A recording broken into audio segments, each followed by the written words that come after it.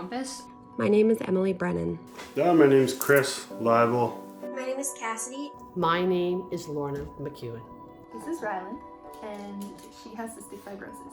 And I have cystic fibrosis. I am the oldest CF adult in Saskatchewan diagnosed at birth. I'm 31 years old. I've been living with CF. I was diagnosed at 2. I'm 34 years old. I'm a wife and a mom, and I have cystic fibrosis. I was diagnosed with cystic fibrosis at 6.5 months of age, and that was back in 1993.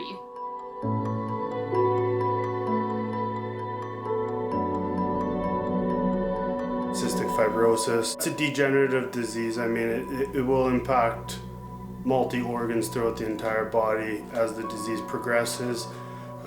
Generally speaking, it'll start in the lungs and pulmonary system with exacerbations in the gut, GI tract, eventually the liver, pancreas, and so forth and so on. It's multi-organ dysfunction.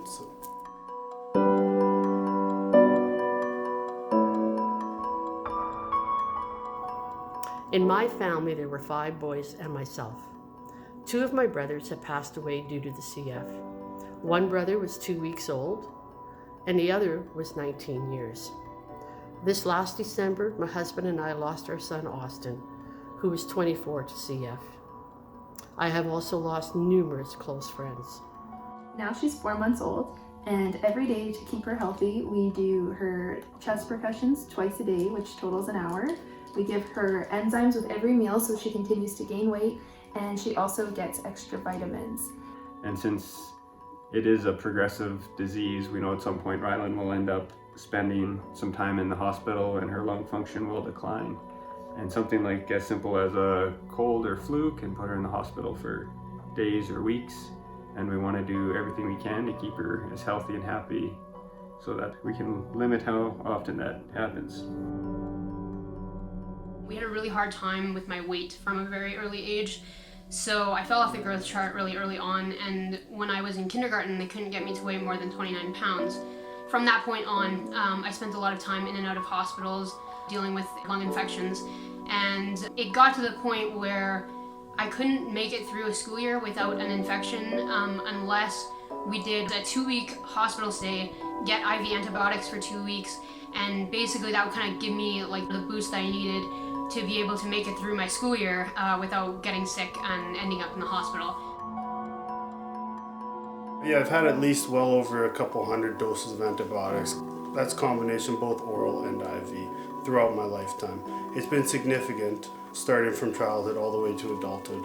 Recurrent infections, gut, GI motility issues, digestion issues, hospitalizations.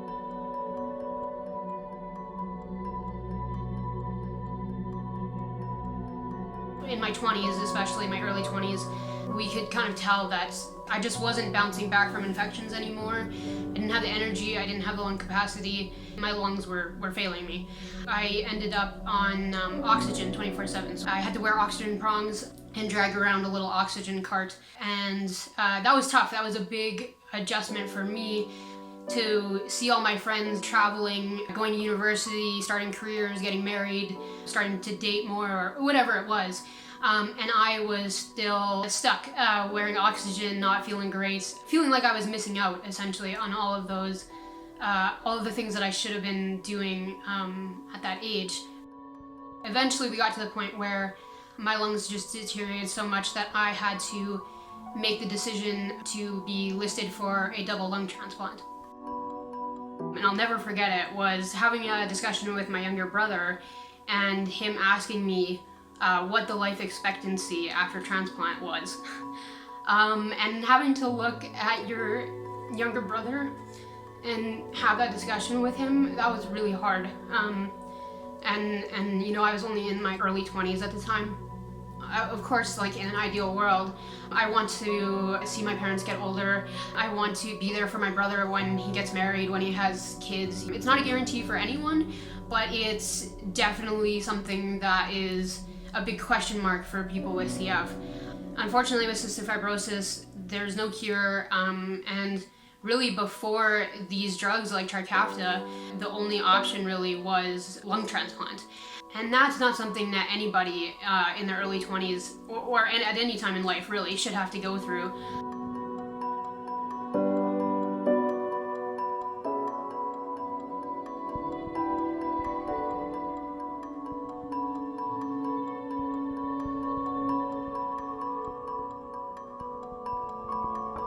I was in hospital on home IV therapy or oral antibiotics for over half the year. And despite my greatest efforts, I was continuing to decline. My husband was fearing the worst, and I was just trying to wrap my brain around the fact that I might not be there to watch my 2-year-old son grow up. But I was lucky. In 2019, I gained access through private insurance to a CFTR gene modulator therapy called Symdeko. And almost immediately things started to improve for me. My life was absolutely saved by these therapies, and my quality of life now compared to then is just nothing short of a miracle. This is a month's supply of medication. As you can see here, my daily regime is usually 6 hours of nebulizers. That includes percussion therapies, cardiovascular therapies to just help clear the airways. Very likely if I had access to Trikafta, my treatment regime would be cut into a third or quarter of what it is now. Right now I'm off work. I'm not able to work because of the severity of the disease and my treatment regime. If I had access to it, who knows, maybe I'd be working, maybe I would be doing more daily activities with my loved ones and friends, but without it, I'm just going to be stuck in the same repetitive circle: treatments, hospitalizations, antibiotics, so forth and so on. Until when? I mean, until the disease runs its course. It's the hand of time, right? You know, you prolong it as long as you can. Trikafta is an effective treatment that's going to prolong it even longer. It effectively cures it at a cellular level, so that's all you can really hope for. It's already too late for so many Canadians with cystic fibrosis and their families. So many individuals have lost their battle in the wait for these medications to be approved, and so many more are fighting so hard right now to just hold on a little bit longer. And that's why it's so important that our government keep their promise to approve Trikafta for use in Canada and to ensure that every single Canadian with cystic fibrosis has access to these medications. As someone who was diagnosed with cystic fibrosis in the 90s, early 90s, this has given the CF community hope, and that's hard to come by in a community of people living with chronic illness for which there is no cure. My lung function will slowly go down the longer I wait for this drug. Trikafta will change my life forever and make me feel normal. I've spoken at the legislative about the need for drug coverage. I need this drug while I'm still healthy so I can stay healthy. We're asking the Saskatchewan Government to please make Trikafta available to Rylan and all the other people living in Saskatchewan with cystic fibrosis. Please do not take away CF patients' hope. Please do whatever you need to get Trikafta in the hands of those who need it.